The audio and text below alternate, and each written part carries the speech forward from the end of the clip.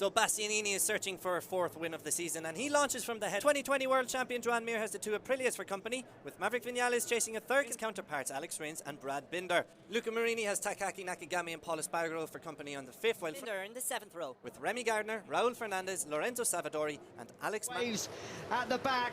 We are moments away from the start of the Austrian Grand Prix here in MotoGP. We're underway. The man is going for 3 straight wins here in 2022. He's a little bit wide going into the first corner as he lost. Still where he started in fifth. Tell you, he didn't get a good start. Aleix Espargaro was looking at the first 7 or 8 runners, and he was not. Espargaro down to 11th. Zarco's down to 12th. Everybody safely through then that tight chicane then 2A and 2B. Van Miller, they're still inside that top 3 off the front row. That's Suzuki. Mir down. Mir DNF now in the last 9 races for the 2020 MotoGP World Champion, an early bath for Mir. A real threat around this circuit as well. He's looking to take away 5th position into turn 9, and he does. Yeah, Vinales gets through then on his former factory Yamaha teammate Fabio Quartararo.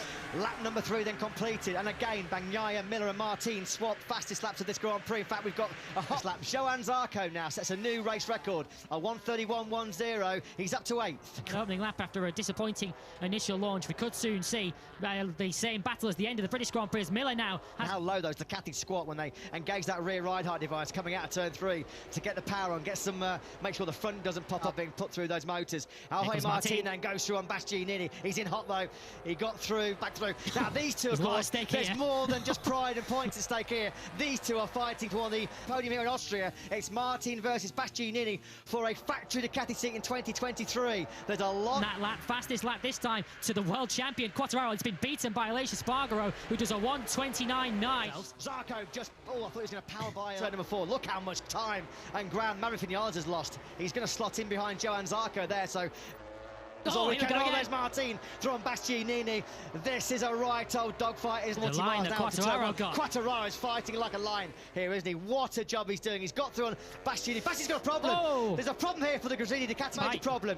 He's got a major issue here in air. Bastianini, he had a big issue at turn 3. He runs completely off into turn 5 for a 4th fixture of the season. That has gone. Miller gets up the inside of Pecco Bagnaia. Is he going to get in a little bit hot? Bagnaia just comes straight back. He's just ever so slightly a 10th or 2 per lap, closing in on this leading group. He did a 1:30.1 last time. To back out then in the final 2 sectors. Here comes Marini. He's found a way through on Maverick Vinales. It will place. Is it without an almighty fight? In fact, he has rescued it back.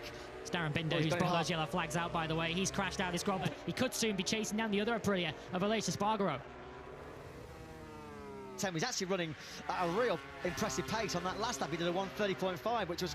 Well, Martin had to do that. We saw in the Moto3 race earlier on a rider go through there and not lose any time and got a long lap penalty. Is there going to be more drama here? The two men who are fighting for that factory seat. We've already lost an air Bastianini. Jorge Martin, what is going on that Prima Pramac GP22? The eyes of Brad Binder. That lead did briefly click over a second through the mini sectors top left of your screen, but and again that's the closest he's been to Jack Miller as Binder gets up the inside of Maverick Vinales in the braking zone.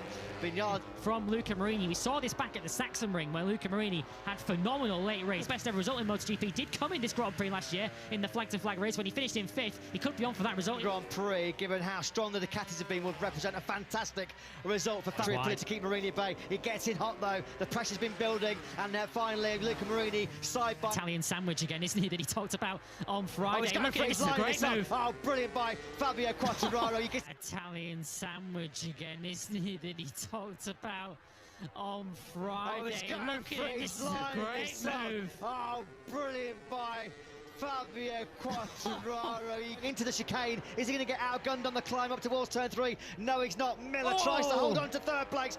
Umbro now puts the factory Yamaha into 2nd place. Miller 3rd. From Quartararo, we didn't have that down as a potential overtaking spot, but what a move that was. Contrasting fortunes at the chicane for the 2 factory Yamaha riders, but Quartararo had to really get it. Half a second quicker than Bagnaia. Martin through. Oh, he goes down. Jorge Martin had 3rd place there briefly. Leave it down then in the Prima Pramac Ducati garage. Martin goes down in the first corner. It's 7 wins for the Bologna factory here in Austria. Pecco Bagnaia wins at the Red Bull Ring in Spielberg in 2022. Fabulous 2nd place.